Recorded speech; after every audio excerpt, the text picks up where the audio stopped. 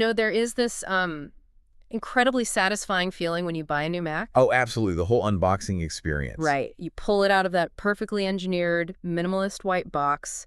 You open the aluminum lid, and there is this almost like subconscious sigh of relief. It is the feeling of entering a walled garden. You think to yourself, okay, I'm safe now.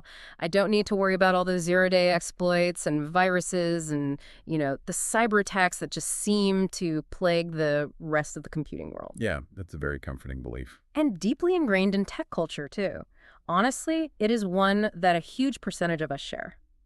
Welcome to The It Factor. We're Jimmy and I exploring a new blog post by Mr. Len Kaplan, CEO of CDML, a managed service provider in Queens, New York, offering network management, voice over IP, unified communications as a service, cybersecurity, compliance, infrastructure as a service, cloud solutions, and Microsoft 365 and Azure solutions. It is a very comprehensive list, and they do it all well. They really do. Yeah. So if you're a small business owner or you manage IT for a growing organization, this deep dive is for you. It absolutely is because, the industry actively cultivated that psychological safety net around Macs for decades. Yeah, completely. We like the binary nature of the narrative, right? The idea that one operating system is inherently dangerous and the other is just inherently secure by design. Yeah.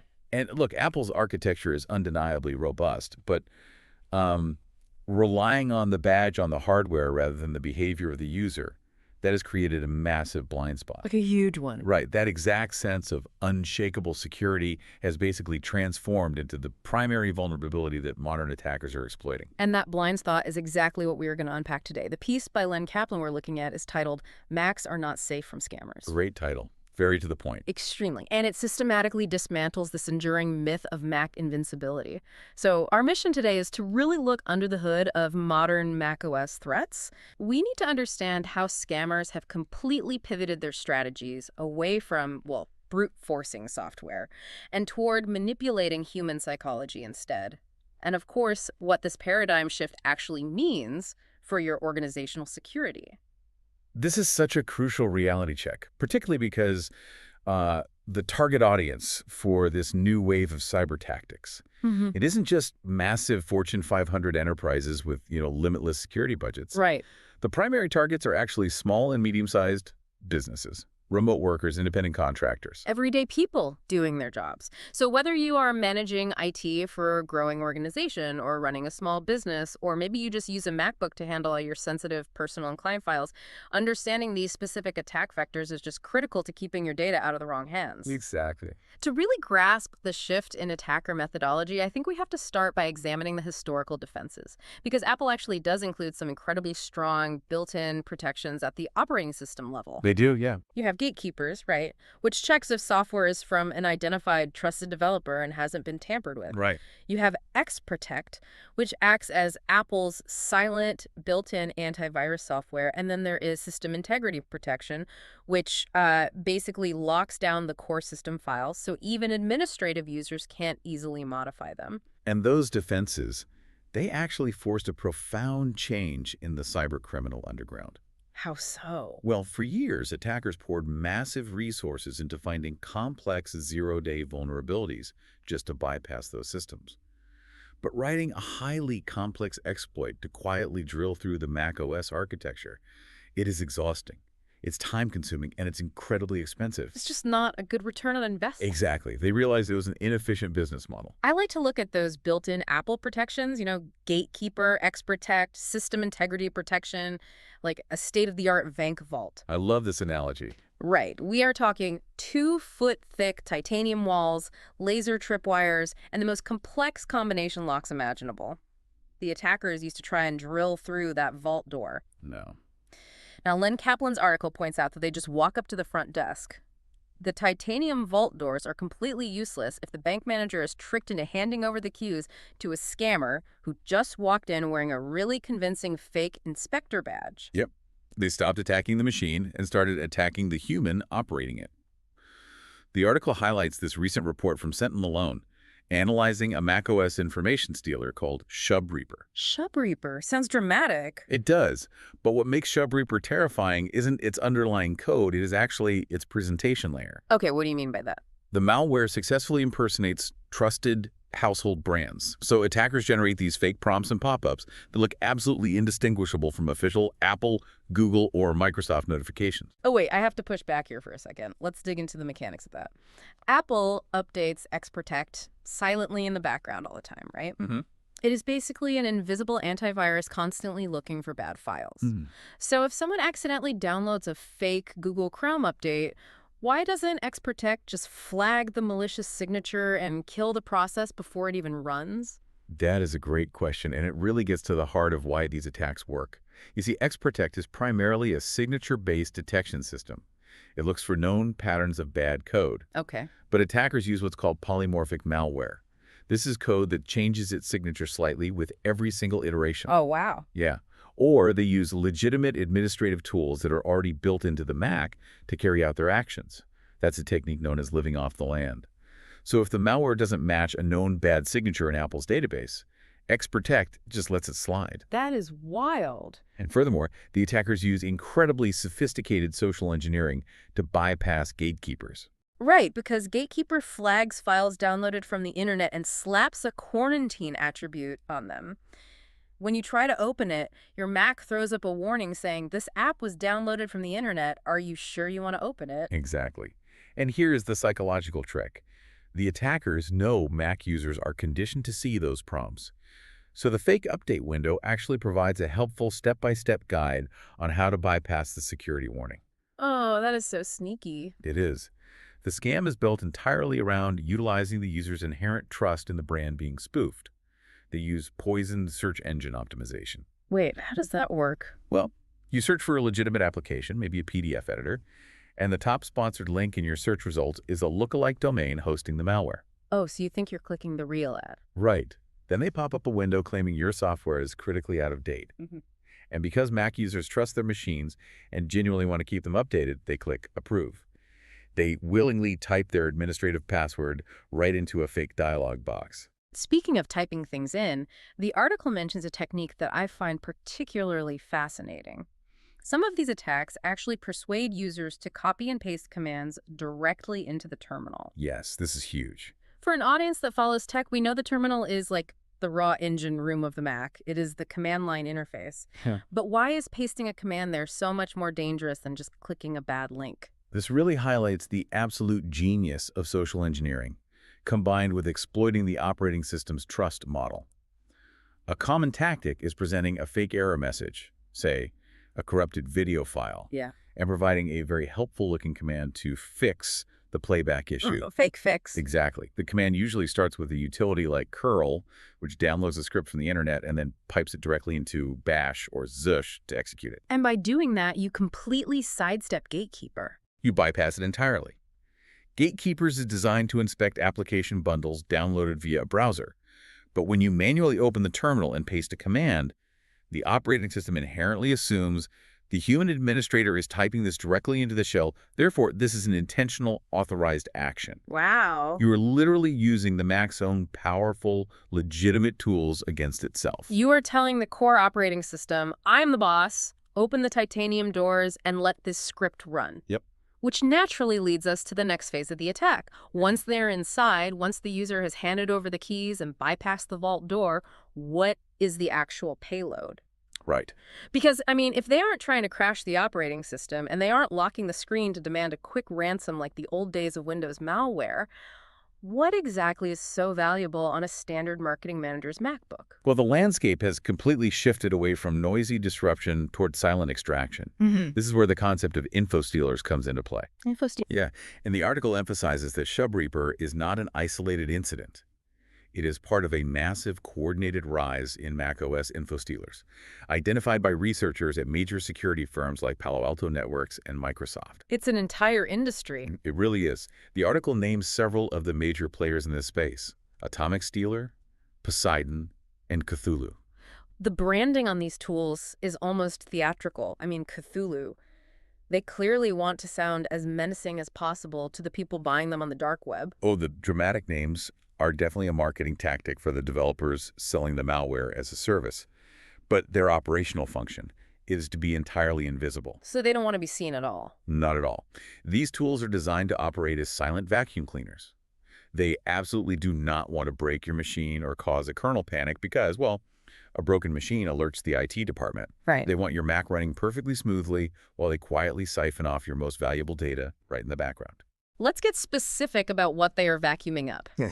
The article mentions browser passwords, cryptocurrency wallets, developer keys, and session cookies. Yes.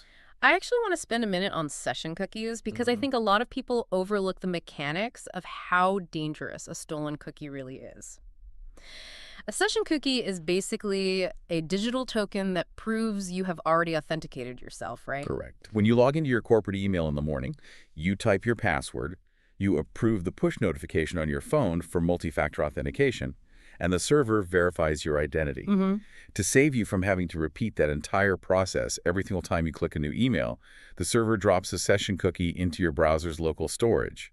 That cookie is essentially a temporary VIP pass. A VIP pass, I like that. And the info stealer's primary goal is to find where the browser stores that VIP pass, which is usually a SQLite database hidden in the user's library folder, right? And extract it. Exactly. Once the attacker has that cookie, they import it into their own browser on a machine halfway across the world. Yeah.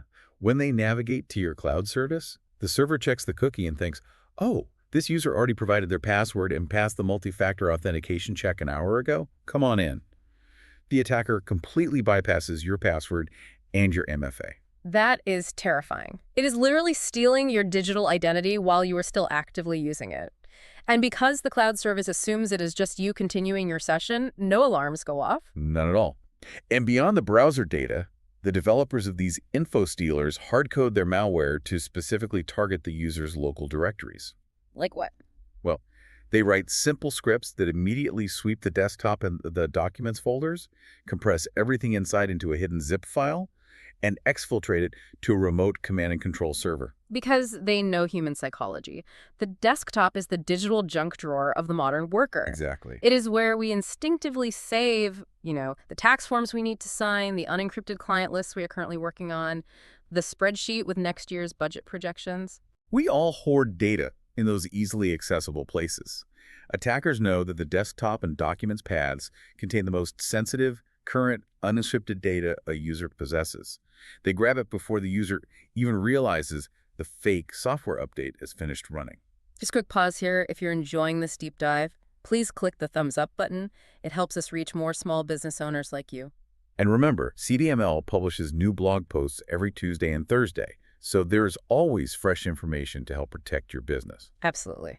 Okay, so we have established how the attackers bypass the Mac's defenses by manipulating the user, and we understand the granular mechanics of how they extract session cookies and desktop files. But Len Kaplan's article takes this a step further, scaling the problem from a single compromised device up to an entire corporate network. This is where it gets really serious. Yeah? How does one infected MacBook threaten an entire organization's ecosystem? This is the exact pivot point where a personal cybersecurity lapse escalates into a corporate data breach. Most small and medium-sized businesses operate in mixed IT environments. You rarely have an office that uses exclusively one type of hardware. Right. I picture a corporate headquarters to understand this dynamic. You have the main entrance, which represents the fleet of Windows PCs. Because historically Windows was the primary target for malware, the IT department has really fortified that front door. Oh, heavily. They have security guards, metal detectors, biometric scanners, and strict access policies. They are watching that entrance like a hawk. But over on the side of the building, there is a side door primarily used by the creative design team, the executive suite, or maybe outside consultants. Those are the Macs. And because leadership has bought into the myth that Macs are inherently safe, that side door is lightly monitored. Sometimes it is just propped open with a brick. That side door analogy perfectly illustrates the vulnerability. Because the interior network, the inside of the building, does not differentiate based on the operating system of the device knocking on the door. It just sees the key. Exactly. A valid access key is treated as a valid access key. The article stresses that a Mac used by an executive or a remote worker accesses the exact same Microsoft 365 tenant, the same unified communications platforms, or, UCaaS, the same shared cloud storage, and the same financial systems as the heavily guarded Windows PC. Because the cloud does not discriminate. If an attacker leverages a stolen session cookie from a marketing director's lightly managed MacBook, they have the keys to the entire corporate kingdom. They can access SharePoint drives, download customer databases, or intercept internal communications. And this exposes the dangerous assumption often made by leadership teams. They operate under the belief that purchasing a Mac automatically mitigates risk. Which we now know isn't true. Not at all. A remote user on a Mac is just as susceptible to a sophisticated phishing email or a poisoned search result as anyone else. If that unmanaged Mac is compromised, the stolen remote access files, VPN configurations, or stored credentials provide the attacker with a direct, authenticated tunnel into the enterprise environment. It functions exactly like a modern Trojan horse. You bring the supposedly immune, high-end device into the corporate network, trusting its reputation, and then the trap springs from within. Perfectly said. Knowing these massive network-wide stakes, we really need to transition into the most practical aspect of our deep dive. How do we actually go about slamming that side door shut? If these attacks look indistinguishable from legitimate Apple or Google alerts, what are the actionable red flags and defenses we should be deploying? Well, the article provides a really clear roadmap for both human and technical mitigation. The first and honestly arguably most critical defense layer is behavioral. It is establishing a core rule within the company culture. When in doubt, stop and ask IT. I love that. A 5-minute delay to verify a link is infinitely cheaper than a 5-week forensic cleanup after a massive data breach. It really is. Yeah. But it requires building an environment where employees do not feel embarrassed for asking if a pop-up, an email, or software update is legitimate. On a technical level, users must be trained to just slow down and scrutinize the source. Downloading installers from unofficial sources rather than the official Mac App Store or the verified vendor's primary domain is a massive risk. We talked about poison search results earlier. It is so easy to search for a popular tool, like a PDF editor or a video conferencing app, and just click the sponsored link at the very top without realizing it is a lookalike domain. The URL might be off by a single letter, but the website looks identical to the real thing. Lookalike domains are a primary delivery mechanism for these info stealers. The ultimate red flag, however, is a prompt asking for your Mac administrative password during a random software update, or any instruction online that tells you to open the terminal application and paste a command to resolve an issue. Yeah, if a website tells you to open terminal to fix a problem, run the other way immediately. Absolutely. Do not execute unknown shell scripts. But, relying entirely on user training is a lose battle because human error is just inevitable. Right, we all make mistakes. We do. And Len Kaplan details how managed service providers like CDML tackle this by implementing layered security architectures. If the vault door fails because the user handed over the keys, you still need internal security cameras and fail-safes inside the bank. Let's explain the how behind those technical safety nets. The article mentions CDML uses EDR, which is endpoint detection and response. For our listeners who know the term but maybe not the underlying mechanics, how does EDR catch an info stealer if Apple's built-in XProtect already failed? Right, so XProtect, as we discussed, relies heavily on static signatures matching the file against a list of known bad files. EDR operates on behavioral heuristics. It acts as an active security guard monitoring the internal processes of the machine. So it's watching what happens. Exactly. EDR doesn't just look at what a file is. It watches what a file does. If a newly downloaded application or terminal script suddenly attempts to rapidly compress 10,000 files in the user's documents folder and simultaneously opens an outbound network connection to an unrecognized IP address in a foreign country, the EDR system recognizes that sequence of behaviors as malicious. Oh, that makes so much sense. Yeah, it will automatically kill the process and isolate the machine from the network before the data can even be exfiltrated. It is watching for the behavior of a bank robbery, regardless of whether the robber walked in using the manager's keys. Exactly. The article also mentions multi-factor authentication and Microsoft 365 hardening.